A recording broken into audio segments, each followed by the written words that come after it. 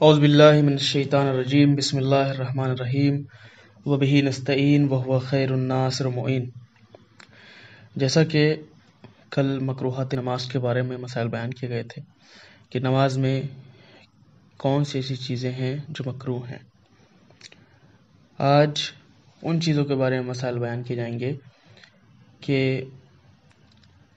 کب اور کس صورت میں نماز کو توڑا جا سکتا ہے، یعنی کون سی ایسی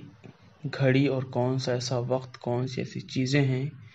کہ جس حالت میں نماز توڑ دی جائے تو انسان کو گناہ نہیں ملے گا۔ مسئلہ نمبر 1168، اختیاری حالت میں واجب نماز کا توڑنا احتیاط واجب کی بنا پر حرام ہے، لیکن مال کی حفاظت اور مالی یا جسمانی ضرر سے بچنے کے لیے نماز توڑنے میں کوئی حرج نہیں ہے، بلکہ ظاہراً وہ تمام اہم دینی اور دنیاوی کام جو نمازی کو پیش آئیں ان کے لیے نماز توڑنے میں کوئی حرج نہیں ہے۔ اس مسئلے میں بتانا یہ چاہتے ہیں کہ اگر کوئی شخص نماز کی حالت میں کھڑا ہو چکا ہے، نماز پڑھنے کے لیے آمادہ ہو چکا ہے، تو اب اسے یہ اختیار نہیں ہے کہ وہ نماز کو توڑ دے، لیکن ہاں اگر کسی بھی صورت میں مالی نقصان ہونے والا ہو، فار دا ایگزامپل کہ انسان اگر نماز پڑھ رہا ہے اور اچانک سے چور آ جائے، اگر ہم فوراً ہی اس کو نہ بھگائیں، فوراً ہی اس کی طرف نہ دوڑیں تو وہ سامان لے کے بھاگ جائے۔ اسی طرح سے کوئی جانور ایسا آ گیا ہے کہ جو انسان کو ضرر پہنچا سکتا ہے، مثال کے طور پہ کوئی پاگل جانور یا کوئی ایسی چیز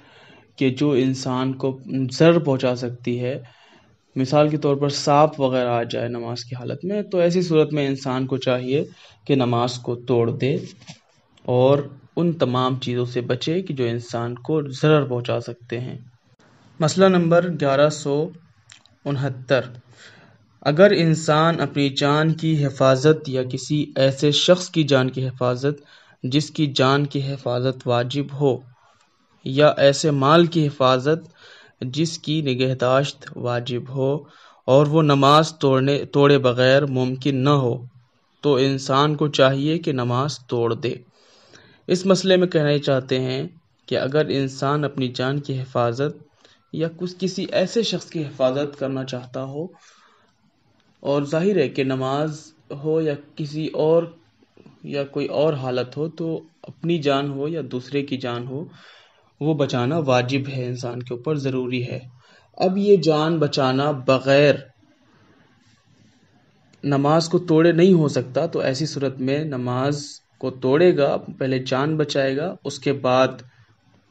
مسئلہ نمبر 1170، اگر کوئی شخص وسیع وقت میں نماز پڑھنے لگے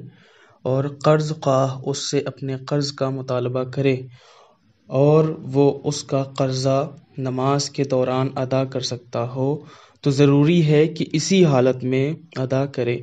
اور اگر بغیر نماز توڑے اس کا قرضہ چکانا ممکن نہ ہو تو ضروری ہے کہ نماز توڑ دے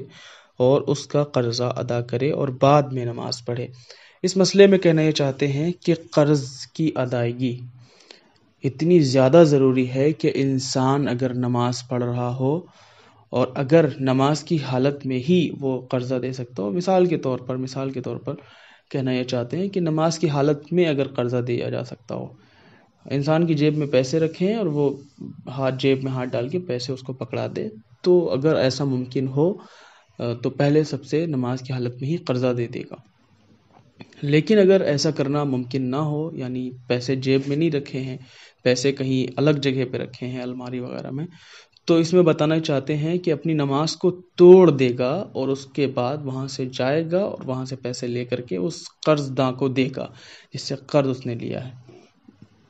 تو ضروری ہے، یعنی قرضہ ادا کرنا انسان کے اوپر واجب عمل ہے، یعنی اگر کسی سے قرضہ لیا ہے اور وقت معین تھا، وقت معین بھی نہ تھا، اگر آپ کے پاس پیسے ہیں تو لوٹانا اس شخص کے اوپر لیے ضروری ہے کہ اب جو قرضہ جس سے لیا ہے اس کا قرضہ واپس کرے۔ تو سب سے پہلے قرض واپس کرے گا، اس کے بعد آ کے نماز پڑھے گا۔ مسئلہ نمبر 1171، اگر کسی شخص کو نماز کے دوران پتہ چلے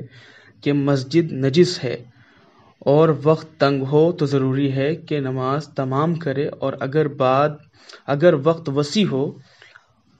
اور مسجد کو پاک کرنے سے نماز نہ ٹوٹتی ہو تو ضروری ہے کہ نماز کے دوران اسے پاک کرے اور بعد میں باقی نماز پڑھے، اور اگر نماز ٹوٹ جاتی ہو اور نماز کے بعد مسجد کو پاک کرنا ممکن ہو تو مسجد کو پاک کرنے کے لیے اس کا نماز توڑنا جائز ہے، اور اگر نماز کے بعد مسجد کا پاک کرنا ممکن نہ ہو تو اس کے لیے ضروری ہے کہ نماز توڑ دے اور مسجد کو پاک کرے اور بعد میں نماز پڑھے۔ اس مسئلے میں کہنا یہ چاہتے ہیں کہ اگر انسان نماز پڑھ رہا تھا، اسی درمیان اسے پتہ چلا کہ مسجد نجس ہو گئی ہے، تو اگر وقت تنگ ہو نماز کا، یعنی صرف 10-5 منٹ ہی بچے ہیں، اگر وہ نماز نہیں پڑھے گا، مسجد پاک کرنے میں لگ جائے گا تو نماز کا وقت نکل جائے گا، تو ضروری ہے کہ پہلے نماز کو ادا کرے۔ لیکن اگر نماز کی حالت میں ہی مسجد کو پاک کرنا ممکن ہو، مثال کے طور پر آپ کے پاس بھرا ہوا ایک لوٹا رکھا ہے، آپ کہیں ایسی ڈھال کی جگہ پہ نماز پڑھ رہے ہیں، وہاں پہ ایک لوٹا ایسے ہی پانی گرا دیں گے تو مسجد پاک ہو جائے گی، تو ایسی صورت میں نماز کے دوران ہی مسجد کو پاک کریں گے۔ لیکن اگر نماز کو توڑے بغیر مسجد پاک نہ کی جا سکتی ہو، تو اگر وقت وسیع ہو تو ایسی صورت میں مسجد پاک کرنے کے لیے نماز توڑ دینا جائز ہے۔ لیکن اگر نماز کے بعد وہ مسجد پاک کر پانا ممکن نہ ہو تو ایسی صورت میں ضروری ہے، لازم ہے، واجب ہے کہ سب سے پہلے نماز کو توڑ دے گا، پہلے مسجد پاک کرے گا، اس کے بعد نماز پڑھے گا۔ یہ صورت اس وقت بنتی ہے کہ جب اگر وہ نماز پڑھے گا اور بعد میں اسے موقع نہیں مل سکے گا کہ وہ مسجد کو پاک کر سکے، تو ایسی صورت میں پہلے مسجد کو پاک کرے گا، اس کے بعد نماز پڑھے گا۔ مسئلہ نمبر 1172، جس شخص کے لیے نماز کا توڑنا ضروری ہو، اگر وہ نماز ختم کرے تو وہ گناہگار ہوگا، لیکن اس کی نماز صحیح ہے، اگرچہ احتیاط مستحب یہ ہے کہ دوبارہ نماز پڑھے۔ اس مسئلے میں کہنا یہ چاہتے ہیں کہ اگر کوئی شخص نماز پڑھ رہا ہو اور اسے ایسی چیز لاحق ہو جائے کہ اسے نماز توڑنا اس پر واجب ہو جائے، مثال کے طور پر ایک شخص ڈوبنے لگ جائے پانی میں، تو ایسی صورت میں اسے اس کی جان بچانا واجب ہے، نماز کو توڑ دینا ضروری ہے۔ اگر کوئی شخص نماز نہ توڑے، نماز پڑھتا رہ جائے، تو ایسی صورت میں وہ گناہگار ہوگا، لیکن اس کی نماز صحیح رہے گی، لیکن احتیاط مستحب کی بنا پر اسے چاہیے کہ نماز کو دوبارہ پڑھے۔ مسئلہ نمبر 1173، اگر کسی شخص کو قرأت رکوع کی حد تک جھکنے سے پہلے یاد آ جائے کہ وہ اذان و اقامت یا فقط اقامت کہنا بھول گیا ہے اور نماز کا وقت وسیع ہو تو مستحب ہے کہ انہیں کہنے کے لیے نماز توڑ دے، بلکہ اگر نماز ختم کرنے سے پہلے اسے یاد آئے کہ انہیں بھول گیا تھا، تب بھی مستحب ہے کہ انہیں کہنے کے لیے نماز توڑ دے۔ اس مسئلے میں کہنا یہ چاہتے ہیں، یعنی نماز سے پہلے جو اذان و اقامت کہی جاتی ہے اس کی اہمیت بتانا چاہتے ہیں کہ اگر کوئی شخص بغیر اقامت اور بغیر اذان کہے ہوئے نماز پڑھنے کے لیے کھڑا ہو جائے تو اسے اختیار ہے کہ بلکہ مستحب ہے کہ وہ نماز کو توڑ دے،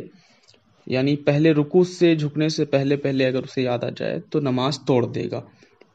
اور اذان و اقامت کہے گا، اس کے بعد نماز پڑھے گا۔ اسی طرح اگر نماز ختم کرنے سے پہلے یاد آ جائے